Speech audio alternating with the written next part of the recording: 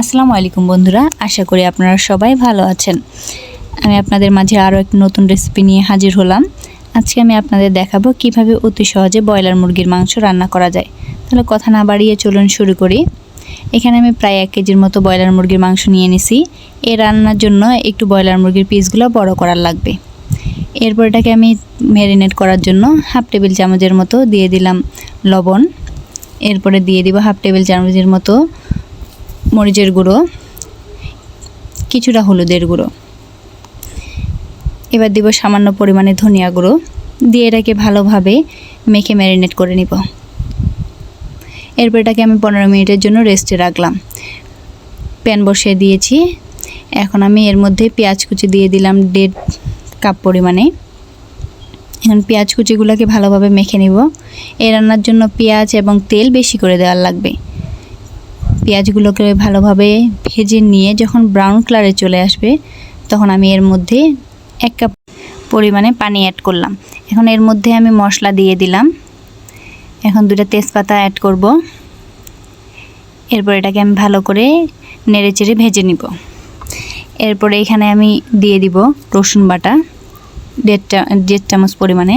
এরপর দিয়ে দিলাম আদা বাটা। এখন দিয়ে দিলাম লবণ। এখন কিছুটা মরিচের গুঁড়ো দিলাম। এরপর এখানে কিছুটা দিয়ে দিব হলুদের গুঁড়ো, 1 টেবিল চামচের মতো ধনিয়া গুঁড়ো দিয়ে ভালো করে নেড়েচেড়ে ভেজে নেব। যখন এটাকে তেল ছাড়ে দিবে তখনই বোঝা যাবে যে পেঁয়াজগুলো সুন্দরভাবে ভাজা হয়ে গেছে। এখন এর মধ্যে আমি তরকারিটাকে দিয়ে দিব। সে ম্যারিনেট করা তরকারিটা দিয়ে দিলাম। এখন এটিকে ভালোভাবে আমি নেড়েচেড়ে নিব। এ পর্যায়ে এখন কোনো রকমের পানি অ্যাড করা যাবে না, কারণ এটা থেকে তরকারি থেকে এমনিতেই পানি বেরোবে। সেই পানি দিয়ে আমরা এটাকে ভালোভাবে ভেজে নেব।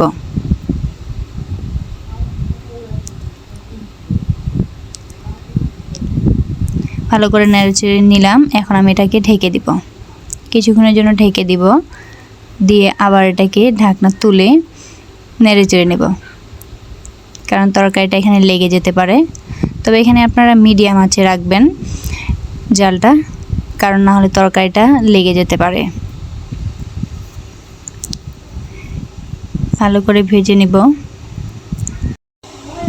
তরকারিটা আমার ভালোভাবে ভাজা হয়ে গেছে। দেখতেই পাচ্ছেন এখানে সুন্দর একটা কালার চলে এসেছে। এখন আমি এটাকে আরও 2 মিনিটের জন্য একটু ঢেকে দিব।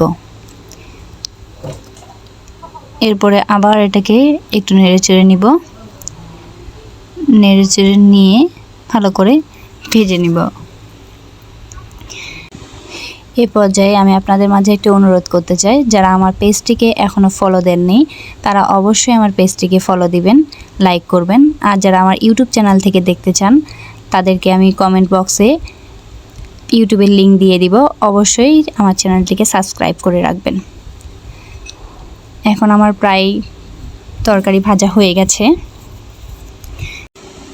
এখন আমি এর মধ্যে পানি অ্যাড করব মাংসটাকে একটু সিদ্ধ হওয়ার জন্য। তবে বেশি পানি দেওয়া যাবে না, কারণ ব্রয়লার মুরগির মাংসটা অল্পতেই সিদ্ধ হয়ে যায়। তার মধ্যে কষিয়ে নেওয়ার সময় সিদ্ধ হয়ে গেছে সেটা কিছুটা। এখন এটিকে আমি ভালোভাবে একটু নেড়েচেড়ে নিব। আর মাংসটাকে ম্যারিনেট করার সময় আমি ওখানে লেবুর রস অ্যাড করে নাই।